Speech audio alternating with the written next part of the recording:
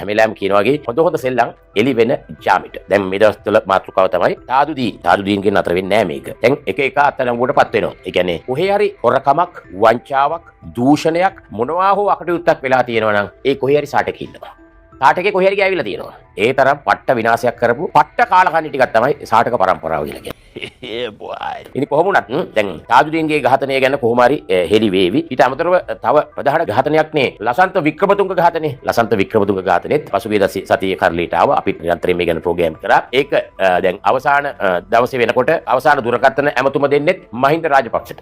Lasantha Wickrematunge MiG ගනුදෙනු ගැන, දූෂිත ගනුදෙනුව ගැන ලසන්ත නිර්භීතව තමන්ගේ පෑන හසුරුවමින් සන්ඩේ ලීඩර් පුවත්පතේ පළ කරා. ඒකට වෛරක්කාර සිතකින් මුව මරන්න ඕන කියලා තීරණයකට ඇවිල්ලා සූක්ෂම ලෙස මොටරසයිකල් කරුවේ වෙලා අත්තිඩියේදී ඝාතනය කරනවා ලසන්ත වික්‍රමතුංග උදෑසන. ඒ කියන්නේ රාත්‍රී කරපඩන් නෙමෙයි මේ මිනිසුන් බලා සිටියේදී වෙඩි තියලා ඒ අභීත මාධ්‍යවේදියාව මරලා දානවා. එතකොට එදවස රංජන් රාමනායක අපේ රංජන් අයියා මෙන්න මේ විදිහ ප්‍රකාශයක් කරනවා. හොඳේ මේ වීඩියෝ එක රංජන් අයියා මීට අවුරුදු 6කට වගේ උඩදී කියපු එකක් ඈ. ඉතින් අපි කවුරුත් දන්නවා මිග්යානා ගනුදෙනුව ගැන ලියන්න ගිහිල්ලා සන්ඩේ ලීඩර් පත්තරේ හිටපු ආරක්ෂක ලේකම් ගෝඨාභය රාජපක්ෂ මහත්මයාට BBC එකෙන් අහද්දි ගොඩක් කේන්ති ගියා. ඒ නිවේදිකාව අහද්දි who is ලසන්ත?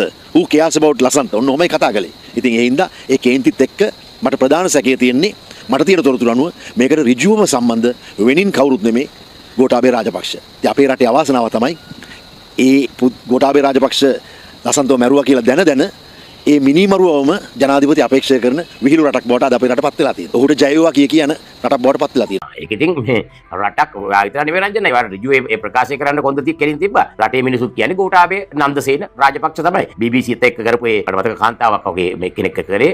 මට කොහොමද මාරනිකම් මේක හිට්ලර් වගේ තමයි ලොකු ටෝක් දුන්නේ. Who is Lasantha Wickrematunge? He is just another person. There are so many murders in everywhere. In the whole world there are murders. Why are you asking about Lasantha? Who is Lasantha? He is somebody who was writing to a tabloid. Yeah, but you know what's been said. I'm not concerned about that. But you know the people are panicking. Why are people are so worried about one man? තොපිය පණ පිටින් තියන්න ඕනේ ඔන්නේ මේ තොපි. ඉතින් එතකොට දැන් මේ ජනාධිපතිවරණයේ තියෙන දවස්වල 2019. එතකොට අපිත් මේ දවස්වල දැන් කවුරු හරි පල්ලෙයන් අහන්න පුළුවන්. ඇයි යකෝ තෝ සින්දු හැව්වේ ඒ සින්දු හැදුවේ ගෝඨාට දීසෙන් කියලා ඒ කාලේද? තෝ දැනගෙන හිටියේ නෑ නේද කියලා. ඒක තමයි කියන්නේ අපි වැරදි තැන්වල හිටියා. අපි නිරන්තරයෙන් මේ වැරද්ද නිවැරදි කරගන්නත් කටයුතු කරා. ඒක තමයි අවසානයේ බැරිම තැන ජොකා නැතුව පැන්නුවේ කාලකන්ණිය. මේ කතා කරන්නේ මේ වෙලාවේ ඇවිල්ලා රංජන් අයියා මේ ප්‍රකාශය කරන වෙලාවේ ගෝඨාභය ජනාධිපතිවරණයට ඉල්ලන කාලේ. එතකොට එතන චැලෙන්ජ් කරනවා රංජන් රාමනායක පුළුවන් නම් ඔන්න නඩුවක් දාන්න කියලා. ඊට පස්සේ ගෝඨාභය රජ වෙනවා. අපේ ගොන්කමට අපි ගිහිල්ලා ජනාධිපති කරනවා. එතකොට තමන්ට විරුද්ධව තමන් නිවැරදි නම් තමන් ජනාධිපතිවරයා හැටියට ඉඳගෙන ඕනතරම් නඩු අයින් කරගත්තේ නේ. නිදොස් කොට නිදහස් කරගත්තේ මුක්තියට මුවා වෙලා. එතකොට දැන් මේ මුක්තිය තියාගෙන හරි රංජන්ට විරුද්ධව නඩුවක් දැම්මද? 2019 අවුරුදු 6ක් ගියා. ඇයි දැම්මේ නැත්තේ? දැන් ඊට පස්සේ හරි දැම්මේ නැත්තේ. දැන්වත් දාන්නේ නැත්තේ ඇයි? ඇයි යකෝ හෘද සාක්ෂි දන්නවනේ බං. කවුද? මෙතන දන්නවා. කවුද වැඩේ දුන්නේ? ඕඩර් එක දුන්නේ කාටද දුන්නේ කියලා මරපල්ලා කියලා. කවුද මේ හමුදා නිලධාරීන් කොයි ආකාරයෙන්ද අන ටික අනදින නිලධාරීන් මාර්ගයෙන් කරේ?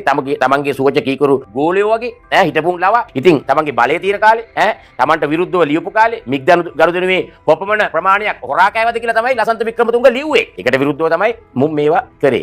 කතා කළා මට නම් කියන්න එපයි කියලා ඒ අය කිව්වා. ලංකාවේ ඉහළම පෙළේ හමුදාවට සම්බන්ධ කීප දෙනෙක් මට හම්බෙලා අපි සාකච්ඡාවක් පැවැත්තුවා. ඒ කෙනෙක් අතින් කියුණා ලසන්ත වික්‍රමතුංගවත් බය කරන්න ගියේ. අර ප්‍රෙස් කරපු මේ බෝල් ගන්න එක ටිකක් වැඩිපුර ප්‍රෙස් වුණා. ඉතින් ඔහොම කිව්වේ මට ඔහුගේ යම් කිසි දෙයක් ආවොත් මට නම් කියන්න පුළුවන්. ලසන්ත වික්‍රමතුංගගේ මරණය ස්වර්ණවාහිනී ලාලිකාවෙන් මේ මාධ්‍යවේදී පාරේ මරුවා කියලා කියන්න ගත්තා. දල සලහපෙරුම මහත්මයා නම් මට බය නැතුව කියන්නේ. දල සලහපෙරුම මහත්මයා කතා කරලා ස්වර්ණවාහිනියේ ලොකු කෙනෙක්ට කතා කරලා කිව්වා ඔබතුමාලා ස්වර්ණවාහිනිය ඉදිරිපිට තියෙන ගේට් එකේ තියා තුවක්කුවක් තියාගෙන ඉන්න පුද්ගලෙක්. ඒ ලයිසන් එහෙම ආයෙ ඕනද? ඊට පස්සේ ඒ පාර්ශවයෙන් කියුණා ලසන්තගේ මරණය ගැන වැඩි නාලිකාවේ ගියොත් නාලිකාවත් ලයිසන් එක අහිමි වීමට ඉඩ තියෙනවා කියලා. එතකොට ඒ මැරුවට පස්සේ ඇඟිල්ල දික් වෙනවා. ඒකත් සාටකීටම තමයි. වෙන මොකුණ්ඩද?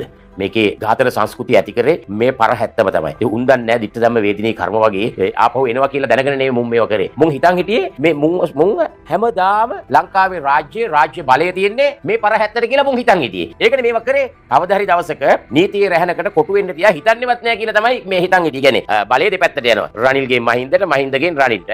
එහෙම ගියාම මහින්දට අවුලක් වුණාම රනිල් බේර ගන්නවා. රනිල්ට අවුලක් වුණාම මහින්ද බේර ගන්නවා. අපිට පෙන්නුවා නයි මුගටි කියලා. පර කාලකන්නිට නයි මුගටි එකට තියලා පටාට එකට තියලා තමයි දැන් කියලා වරනේ ලැහත් වෙලා තියෙන්නේ.